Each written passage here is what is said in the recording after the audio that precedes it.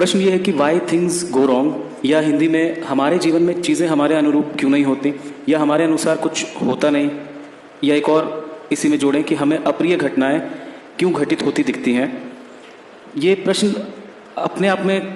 मुश्किल प्रश्नों की श्रेणी में आने वाला प्रश्न है, दार्शनिकों के लिए भी। इस पर बहुत से दार्शनिकों ने बहुत से दर्शन पहले से मौजूद हैं और बहुत से दार्शनिकों की राय या ओपिनियन भी पहले से मौजूद है, जिन्हें यदि हम दो प्रमुख वर्गों में बांटें तो एक पश्चिमी दर्शन जो यथार्थवाद को लेकर चलता है, और दूसरा भारतीय मूल का एक दर्शन जो भाग्यवाद, जिसके मूल में प्रारब्ध शब्द है, वो आता है। तो इस प्रकार दो वर्गों में बांटकर हम इस प्रश्न को आगे लेकर चल सकते हैं। प्रारब्ध की नज़र से यदि हम पहले देखें तो ऐसा लगता है कि भाई व्यक्ति जन्म लेता है और जन्म लेने से पहले उसके पास बहुत सारे कर्म होते हैं। वो भी कारण हो सकते हैं कि वो अपने अनुसार कई बार किसी मार्ग पर, किसी चयनित मार्ग पर या दिशा पर जाता हुआ स्वयं को नहीं पाता है, वो अपने आप को भटका हुआ पाता है, मार्ग भ्रमित पाता है, दिग्भ्रमित होता हुआ पाता है। तो इसके ऊपर प्रारब्ध का एक दृष्टिकोण भारतीय दर्शन में लिया जा सकता है कि यदि कुछ ऐसा हो रहा है कि मैं सही तरीके से नहीं जा पा रहा हूँ अपने मार्ग पर आगे, या जिन दिशाओं को मैंने चयनित किया था बहुत पहले उन पर नहीं आगे बढ़ पा रहा हूँ, तो इसमें कहीं ना कहीं कुछ बाहरी परिस्थितियों का हाथ है, या किसी पर इल्ज़ाम लगाया जाए, किसी और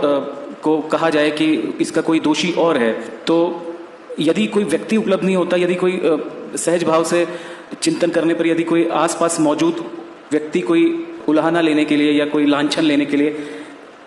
मौजूद नहीं दिखाई देता, तो अंतर्मुखी स्वभाव होने के कारण या चिंतन में जाने के कारण कई बार हम भारतीय मूल दर्शन के भाग्यवाद या प्रारब्ध जैसे शब्दों का आलंबन ले लेते हैं कि जी यदि मेरे अनुरूप चीज़ें नहीं हो रही हैं तो उसके पीछे कहीं ना कहीं कोई मेरे कर्म जिम्मेदार हैं, या कुछ तो ऐसा है जो मेरी सीमाओं से, मतलब मेरी रेंज से, मेरी पहुंच से दूर है, जिसे मैं अपने सामर्थ्य के अनुसार पकड़ नहीं पा रहा हूँ, जिसको संभाला नहीं जा सकता है, जिसको जांचा परखा नहीं जा सकता है कि ये क्यों हो रहा है, मतलब ये मेरी समझ से बाहर की चीज़ ऐसे कैसे घटित हो रहा है कि मेरे अनुसार चीज़ें नहीं हो रही हैं। एक दृष्टिकोण तो ये भाग्यवाद वाला आता है। दूसरा यथार्थवाद वाला दृष्टिकोण आता है, पश्चिमी दर्शन, जिसमें हम ये मानकर चलते हैं कि नहीं, ऐसा कुछ नहीं है, प्रारब्ध नाम की कोई चीज़ नहीं है, और जो भी आदमी के जीवन में हो रहा है वो उसका मूल कारण उसके खुद के हाल फिलहाल या हालिया कर्म है, या उसने हाल ही में कोई ऐसे चुनाव किए हैं, या अपने जीवन को खुद ही उसने अपने लिए गड्ढे खोदे हैं, यदि गलत घटनाओं का संदर्भ लिया जाए, या वो जिस डाल पर बैठा है उसी डाल को काट रहा है। ऐसे सारे भाव जिसमें हम बहुत पहले को या बाहरी चीज़ों को जो भाग्यवाद की श्रेणी में आते हैं उनको ना पकड़ते हुए केवल यथार्थ या हमारे सामने प्रकट जो चीज़ें जिस पर हम लॉजिक से निर्णय ले सकते हैं, केवल उन्हीं का निर्णय करते हैं। और यथार्थवाद की थोड़ा सा और यदि हम यथार्थवाद में गहरे से जाएं तो यथार्थवाद में भी बाहरी परिस्थितियां, जैसे जो एक्सटर्नल फैक्टर्स हैं जो जीवन में किसी भी व्यक्ति को या समूह को प्रभावित कर सकते हैं, वो मौजूद रहते हैं। देशकाल परिस्थिति यथार्थवाद में आप समेट सकते हैं, देशकाल परिस्थिति को समेट सकते हैं। यथार्थवाद में आप राज्य द्वारा लिए गए निर्णय, राजा के निर्णयों को समेट सकते हैं। आप प्रशासनिक व्यवस्थाओं को समेट सकते हैं यथार्थवाद में। आप आपके सामने सड़क मार्ग पर आने वाली बाधाओं को, जिसमें सड़क का निर्माण सही तरीके से नहीं किया गया या सड़क पे मौजूद गड्ढा है, तो उसमें आप प्रशासनिक व्यवस्थाओं को घसीट सकते हैं। तो यथार्थवाद में कारण उसी समय आप, मतलब अपने जो वर्तमान जीवन है, जो एक टाइम फ्रेम में आप जी रहे हैं, उसी में ही आप ढूंढते हैं, और आप ये देखते हैं कि मेरा जो ये जीवन है इसमें मैंने ऐसे क्या क्या कर्म किए हैं, या ऐसा क्या क्या चुनाव मुझसे हुआ है सही, जिसकी वजह से मैं अच्छा महसूस कर रहा हूँ या अपनी दिशाओं में आगे बढ़ा चला जा रहा हूँ, या दूसरा इसी जीवन में मैंने ऐसे क्या क्या चुनाव किए हैं जो मूर्खतापूर्ण रहे हैं और जिनके कारण मैं अपने मार्ग से भिन्न दिशाओं में चला जा रहा हूँ, और मुझे ऐसा महसूस हो रहा है कि चीज़ें मेरे अनुसार नहीं हो रही या चीज़ें गलत हो रही हैं। तो हम यहाँ पर इन दोनों बातों को एक साथ लेकर चलते हैं, या इन दोनों बातों का समन्वय करते हुए साथ में एक अलग नज़रिया लेकर भी चलते हैं कि यदि किसी व्यक्ति के जीवन में कुछ गलत हो रहा है, कोई घटना उसको महसूस हो रही है कि गलत हो रही है, या समूह के जीवन में गलत हो रहा है, समूह माने कि कोई देशकाल परिस्थिति में कोई लोकल बॉडी, कोई समूह, कोई संगठन, कोई ऐसी व्यवस्था जो सरकारी संरक्षण में आती है या सरकार द्वारा मान्यता प्राप्त है, कोई समूह है, कोई संगठन है, जो उसे भी महसूस होता है कि चीज़ें उसके अनुसार नहीं हो रही हैं, उससे भिन्न दिशाओं में जा रही हैं। तो इनको आप ये यथार्थवाद के जो उसमें सीमा में लेकर देख सकते हैं कि कुछ ना कुछ डिसीजन मेकिंग में गड़बड़ है, या कहीं ना कहीं ऐसा है कि जो नीति अनीति में आता है, नीति अनीति के क्षेत्र में हम उसको ले सकते हैं। हम उसे ले सकते हैं, पहले से हम जिस पर बात कर रहे हैं कि देशकाल परिस्थिति में होने वाली जो चीज़ें हैं, जो किसी व्यक्ति या कई बार समूह के दायरे से बाहर की चीज़ होती हैं, जैसे राजा का लिया गया निर्णय या राजा किसी प्रभाव में निर्णय यदि लेता है तो उसका भी असर व्यक्ति और समूहों पर पड़ सकता है। तो व्यक्ति या समूह को ऐसा लग सकता है कि हम तो जा रहे थे इस तरफ और हमारा मार्ग भ्रमित हो गया इस वजह से, जो मतलब ऐसा हमने क्या किया था, ऐसा हमारे मतलब कौन से कर्म थे जिसकी वजह से इस जन्म में हमने ऐसा क्या किया था कि जिस वजह से हमें इस तरह के संकटों का सामना करना पड़ा। तो अभी हम यथार्थवाद पर ही चलते हुए देखते हैं कि यदि कोई व्यवस्था, कोई न्यायिक व्यवस्था या कोई संघीय व्यवस्था या कोई सरकारी व्यवस्था निर्णय लेती है कि इस राज्य या इस देशकाल परिस्थिति में अब ये नियम लागू होंगे, अब से ये व्यवस्था लागू होगी, या इस प्रकार के कानूनों के दायरे में इस प्रकार की नीति निर्धारण होगी जिसका आपको पालन करना पड़ेगा, और जो लोग इसका पालन नहीं करेंगे या जो लोग अनीति से चलेंगे उनको इस तरह की कठिनाइयों का सामना करना पड़ेगा। तो हम उनके जीवन में होने वाली घटनाओं को जैसे वो गलत मान रहे हैं, ऐसा भी लेकर देख सकते हैं कि आप ट्रैफिक में से निकल रहे हैं और आपने ट्रैफिक नियमों का पालन नहीं किया और आपको महसूस हुआ कि आप उस वजह से व्यवस्था में आपको सामना करना पड़ा कठिनाइयों का, जो नियमों के ना पालन करने से सामना करना पड़ता है। तो ये तो साफ साफ दिखाई देता है। लेकिन ये प्रश्न गहरा है। इस प्रश्न की गहराई ये है कि जानते समझते हुए कोई व्यक्ति ये जान रहा है, वो यथार्थवाद की सीमाओं में तो जानता है बहुत सारी चीज़ें। हर व्यक्ति जब ये कोई प्रश्न करता है तो उसके आसपास ये दर्शन तो पहले से ही मौजूद होता है कि यथार्थवाद काम कर रहा है, या वो पश्चिमी दर्शन काम कर रहा है जो ये कहता है कि देशकाल परिस्थिति और जो नीति अनीति या जो सीमाओं, जो भौतिक सीमाएं हैं, मतलब व्यक्ति और समूह के जीवन में जो सबको दिखाई देती हैं, जो नियम मान्यताएं जो सबको समझ में आती हैं, उसके अनुसार यदि उसकी पालना ना करने के कारण यदि उसके जीवन में कुछ गलत घटित हो रहा है तो वो तो सामान्यतः कोई प्रश्न करता नहीं है, सामान्यतः कोई भी प्रश्न नहीं करेगा, क्योंकि वो जानता है या उसके आसपास कोई ना कोई तो मौजूद होगा कि भैया तुमसे ये गलती हुई है, इस वजह से तुम्हारे साथ ये हो रहा है। ये बताने के लिए उसके पास कोई ना कोई विचार मौजूद रहता है, या कोई ना कोई ऐसा व्यक्ति मौजूद रहता है जो उसको ऐसा निर्णय लेने में सहायता करता है कि भैया तुम्हारे साथ जो ये घटना हुई है उसके पीछे मूल में तुमसे हुई ये गलती जिम्मेदार है। या यदि काउंसलिंग पे जाते हैं हम, कई बार कोई लाइफ में प्रॉब्लम है हमारे, तो हम काउंसलिंग में जाते हैं तो काउंसलर भी हमें जो लोग पश्चिमी तरीके से पढ़े लिखे हैं, वो सारे काउंसलर या वो सारे मनीषी, वो सारे विद्वान हमें हमारे आसपास मौजूद जो समीकरण है, आसपास मौजूद जो परिस्थितियां हैं, उन्हीं में से किसी को वो फॉल्ट कहीं से ढूंढ के निकाल के दे सर। जैसे कोई मैकेनिक हमें ये बताए कि महाराज आपके पंखे में ये खराबी इसलिए है क्योंकि ये वाली चीज़ खराब हो गई, या आपकी गाड़ी में ये खराबी इसलिए है क्योंकि ये वाली चीज़ खराब हो गई थी, इसलिए आपको ये दशा या दुर्दशा का सामना करना पड़ रहा है। लेकिन प्रश्न गहरा है, प्रश्न गहरा है, और प्रश्न को जब तक हम प्रारब्ध और जो भारतीय मूल दर्शन है जो भाग्यवाद की तरफ जाता है उस पर यदि नहीं ले जाएंगे, तब तक हम इस प्रश्न के साथ ठीक से न्याय कर ही नहीं पाएंगे। कई बार ऐसा होता है कि कोई व्यक्ति अपने जीवन में अपनी समझ से और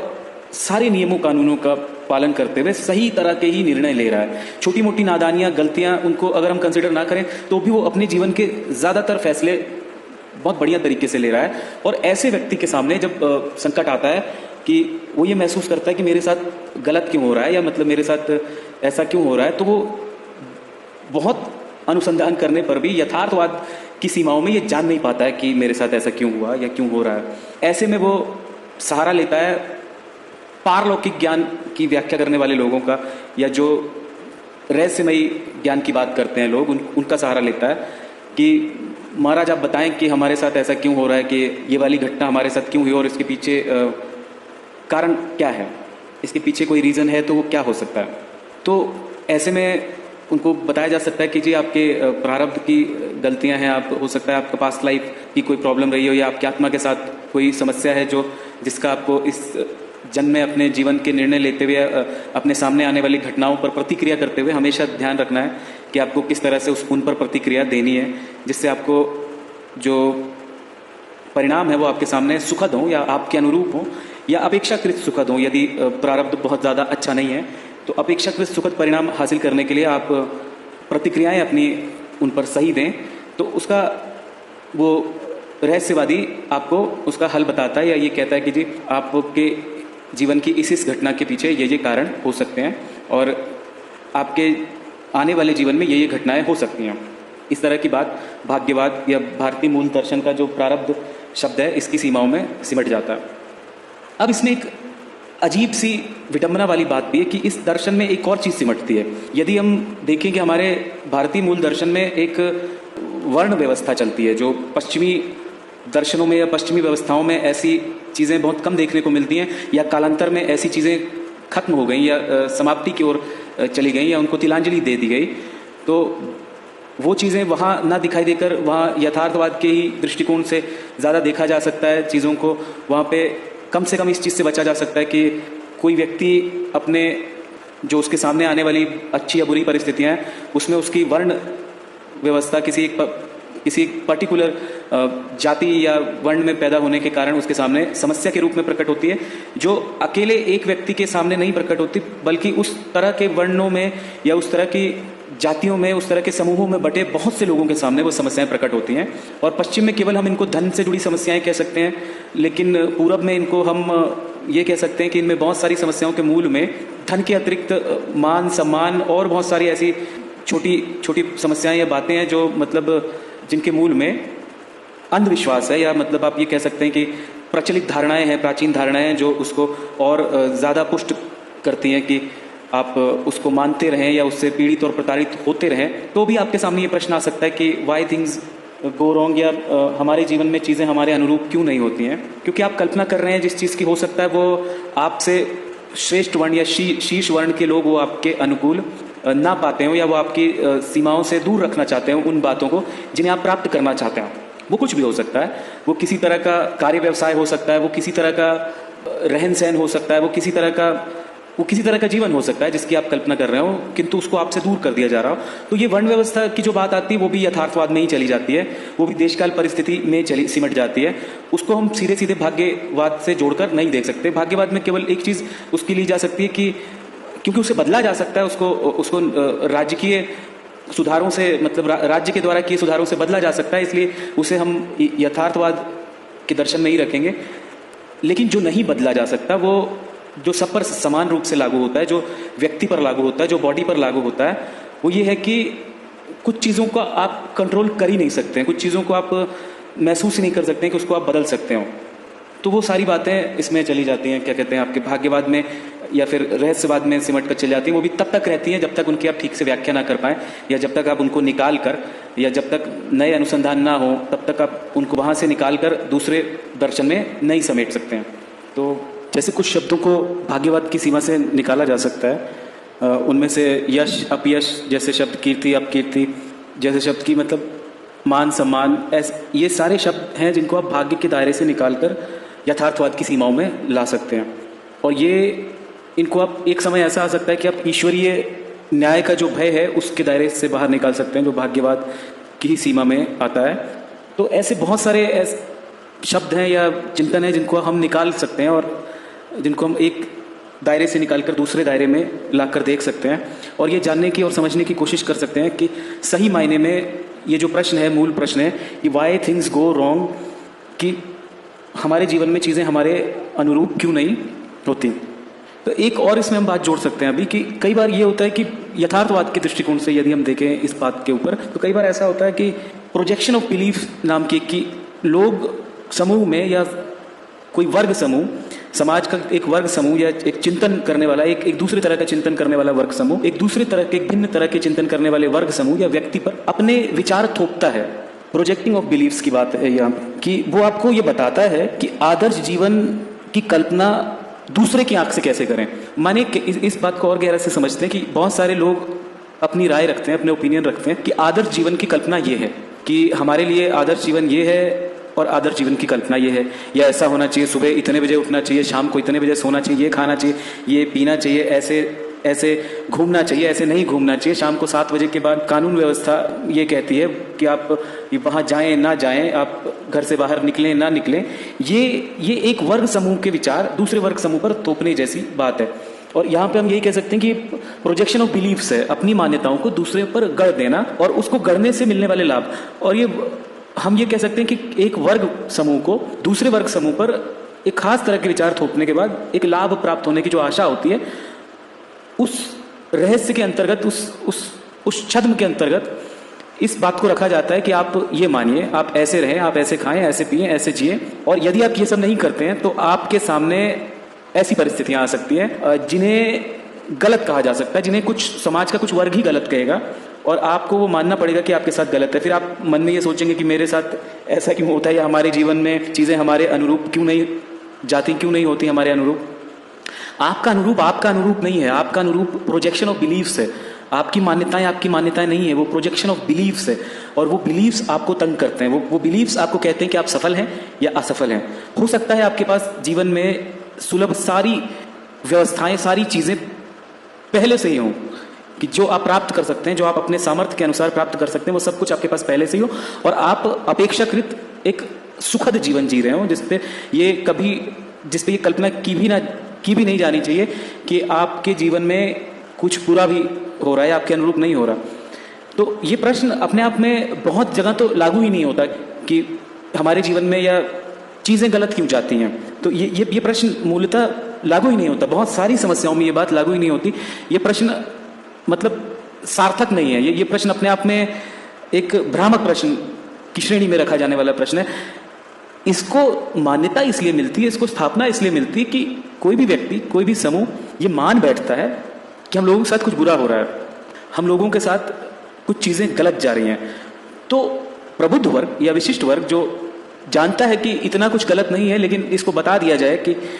इनके साथ कुछ गलत हो रहा है, या ठीक है तुम्हारे साथ कुछ गलत ही हो रहा है, तो उसमें ये बात मन में घर कर जाती कि हाँ यार हमारे साथ तो कुछ गलत हो रहा है, या हमारे अनुकूल चीजें नहीं हो रही हैं।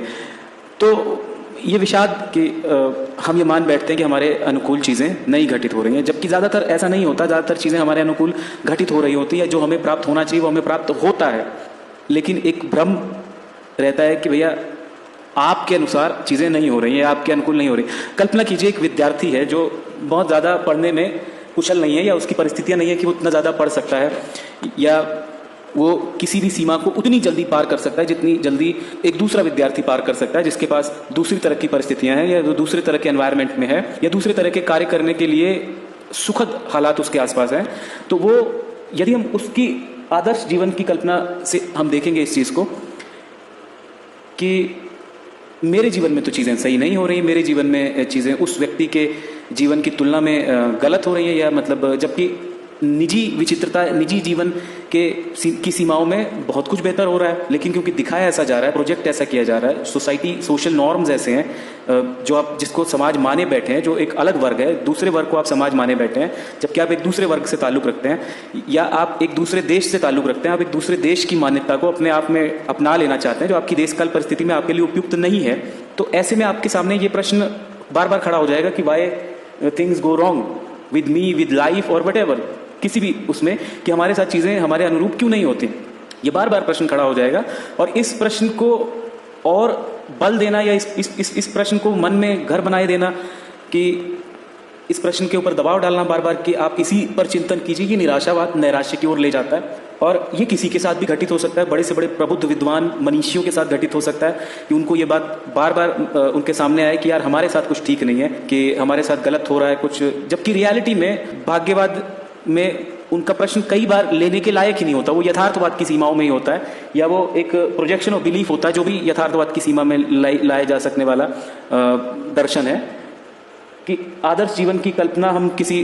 और से लेते हैं और अपने जीवन पर लागू करते हैं उसको, और फिर ये सोचते हैं कि हमारे अनुसार तो चीजें हो ही नहीं रही हैं, और इससे नैराश्य उत्पन्न होता है अपने अंतर्मन में, और उसको हम लिए चले जाते हैं, उसको हम ढोए चले जाते हैं, और ये सोचते हैं कि चीजें हमारे अनुकूल नहीं हो रही हैं। लेकिन केवल इतना ही नहीं है कि हम इसको कुछ चीजों को निकाल कर अलग कर देते हैं, या उस दूसरी श्रेणी में लाकर वहां पर उसको मैनेज कर सकते हैं, या मैनेज करने के दायरे में ले आ सकते हैं। ऐसा बहुत कुछ है जिसको जाना नहीं जा सका है, जिसकी व्याख्या करनी मुश्किल है, जो सही मायने में भाग्यवाद या रहस्यवाद की सीमाओं में आता है।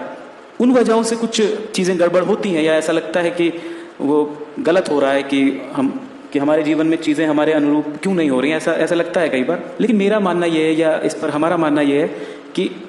ज्यादातर प्रश्न, 80 से 90% जो प्रश्न हैं, वो यथार्थवाद की सीमाओं में सिमट जाने वाले या समेट लिए जाने लायक प्रश्न हैं। कि वाई थिंग्स गो रॉन्ग। और बहुत कम ही ऐसे, बहुत थोड़े से ऐसे प्रश्न हैं जो हम रहस्यवाद से अभी निकालकर यथार्थवाद में नहीं ला सकते हैं, या भाग्यवाद से निकालकर उसको भाग्यवाद से खींचकर हम यथार्थवाद की सीमाओं में नहीं ला सकते हैं। और उन्हीं प्रश्नों के लिए और उन्हीं पर चिंतन करने के लिए, उन्हीं पर तमाम तरह के दर्शनों को समझने सोचने के लिए आप रहस्यवाद के बारे में बात करने वाले हम जैसे लोगों के पास आते हैं, या हम जैसे लोगों से प्रश्न, हम जैसे लोगों के सामने ऐसे प्रश्न आते हैं कि रहस्यवाद के अंतर्गत क्या क्या समेटा जा सकता है, या क्या क्या उसको रहस्यवाद के दायरे में लिया जा सकता है। तो इस प्रश्न को 90% तो हमने, लगभग 80 से 90% तो ये मान लिया कि ये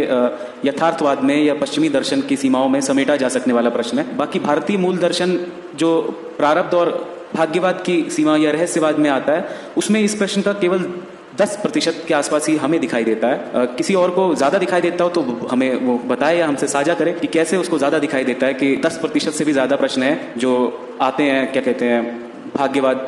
की सीमाओं में, नॉर्मल जीवन में, दिखाई देने वाले जीवन में, जो सामान्य व्यक्ति का जीवन। एक दर्शन या एक टिप्पणी ये भी हो सकती है कि आप ये कहिए कि भाग्यवाद की सीमा में या प्रारब्ध की सीमा में तो सब कुछ आता है, वो आप उसको 90-10 ले सकते हैं कि 10% में आप माने कि यथार्थवाद है और बाकी 90% भाग्यवाद है, तो वो एक अलग विषय है। उसको वैसा वर्षा लिया जा सकता है कि आप पलट दें पूरी की पूरी बात को, तो वो एक अलग विचित्र या विशिष्ट दर्शन हो जाएगा। लेकिन हम यहाँ पर